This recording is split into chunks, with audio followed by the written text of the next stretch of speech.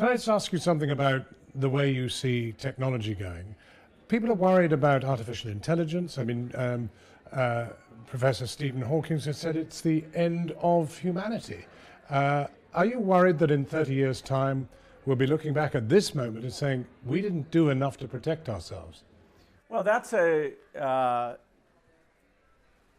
it's not likely in 30 years that we'd be facing anything like that. The fact that machines are becoming better, today it takes 2% of the US population to grow all the food, it does tend to free us up to do other things. And we have so many unmet needs, whether it's taking care of old people, handicapped people, reducing class size, doing better education. And so what these advances should do is have us say, hey, if labor was free, what great things would we do? And if even then you can't come up with ideas, yes, the work week will be shorter. We'll have more leisure time. Eventually, those great things will happen, and I see it as a positive thing. The tech revolution, to some extent, seems to be one of the agents of this assault on globalization, because the tech revolution brought globalization into being and certainly helped it enormously. But now there's a sort of alienated, very large group of people. They elected Donald Trump in large measure. They voted for Brexit in this country. Do you actually see an assault on globalization underway and a rise of populism which might set a lot of your work back? Well, certainly in democratic systems, the pendulum will swing for global trade, for immigration, and swing against it. And that it's a self-correcting system where people are listening to the voters, understanding their concerns. But it seems a big jolt. No, but it overall, the idea that China's getting richer and there's more scientists all over the world, and the fact that if somebody cures cancer, you're not going to worry what country that comes from, that's a really, really good thing.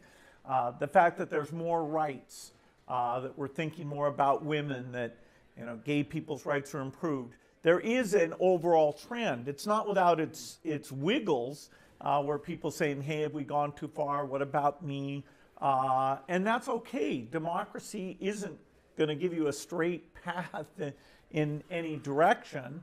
And so now we should all be looking at, okay, maybe what they're complaining about isn't the right thing, but why are they unhappy at all? What is it that we need to reprioritize on their behalf? Now, we're just going into an election. You in your election experienced, we think, Russian interference in some of what was going on. Fake news has made an appearance on the stage on a scale that we never dreamt possible. Are you concerned about fake news? Are you concerned about alien individuals trying to upset people's democratic processes? Those are things to guard against. I don't think the French election or UK election will be determined by those outside forces, but we should try and make sure that that's not happening in the future. The whole idea of how you run elections and how you raise money for elections, how you make sure the voting system's working well. It's an area for constant diligence because it plays such a central role in our democratic process. I don't know. You take something like, for example, that there was this flash on the web, on various social media sites, that Pope Francis had backed President Trump. I mean, in his original run for the presidency. I mean, it absolutely wasn't true, but it became a fact for a time. How do you deal with that? Well, people are going to have taste in terms of paying attention to reliable news sources. And the fact that we're getting a lot of our news off the internet, it's kind of a new thing. People get all that news from the internet. That's right. But they get some of it from reliable sources and some from unreliable sources. And I do believe they'll become more sophisticated over time. And we have to hope they'll even look at news that has viewpoints they disagree with. We don't want them off just listening to the people they already share common views with. But you've basked in this freedom, and suddenly we're having to think about, well, is it censorship? Somehow people are going to have to combat, specifically, prevent some of this fake news and the rest of it. It's true. Along with this idea that anybody can publish, which is an overwhelmingly good thing. It's not just a few, press barons controlling what we read now.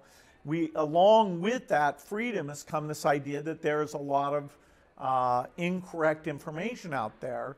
And so the idea of who do we trust? Do we see who our friends trust? Thinking of it all as credible as what we used to read in the newspaper, that's not working. Now, what about Donald Trump? I mean, you've met him, you know him. I don't know whether you knew him before, but he does not seem to be as favorably disposed to overseas aid as Mr. Obama was. Well, the biggest increase in U.S. aid took place under President Bush. We had a big increase because the HIV medicines got out, huge initiative malaria. Obama maintained those levels, and I'm hopeful the new administration will do the same. They're new.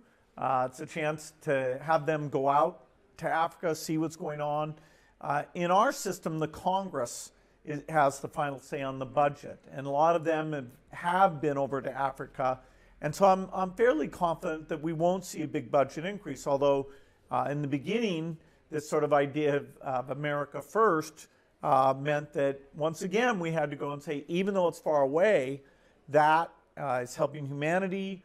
It helps us see any pandemic diseases early and stop it there before it gets to us. A lot of different benefits that once people spend time on it, I think they understand why it's a priority. But the early talk was cuts of perhaps 25% of the budget. That's right. Do you think has gone away or not? I think that there's no chance it'll be that severe. But as usual, reminding people, why they should feel good about these things. In every country, that's critical. I wish more people could go and see it. Then we wouldn't have this issue at all. Well, why don't you take Mr. Trump?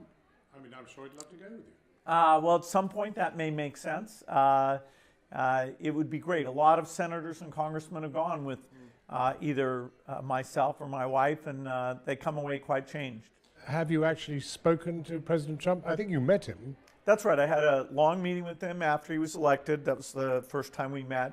Then last month in the White House, I had another good meeting with him. And so, Good meeting? Oh yeah, sharing my views about where research can go, whether it's education or energy or health, the importance of foreign aid.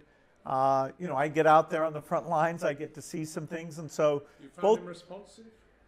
Yeah, I think he's learning, and on a lot of issues, he's quite pragmatic. And his team is getting up to speed.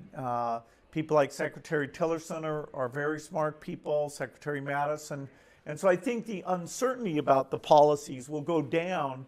A year from now, we'll have a clear view, and I hope to have influenced that in a positive way. I detect nothing has undermined your optimism. No, whenever you have a new team elected, the idea of, okay, they're going to do some things you're going to like, some things you're not going to like, that's always there. We had that in the U.S., and it's a chance to explain issues like aid and why I think it's worth keeping as a priority. You have been worried about whether the British will resile from the 0.7%. Have you got any reassurance that they won't?